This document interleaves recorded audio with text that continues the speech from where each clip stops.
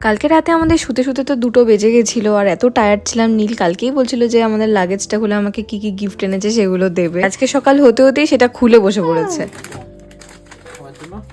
এটা সবার জন্য। मोटा गुजिया ये किसके लिए? चुलबुले चुलबुले चुलबुली के लिए।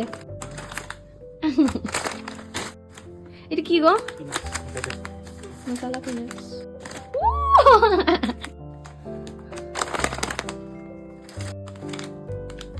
Tasty nuts.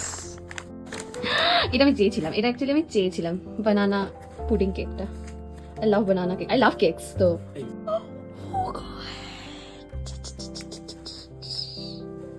Ferrero Rocher. Yeah, thank you. ও ওই জায়গাটাতে শুধু আমারই গিফট ছিল।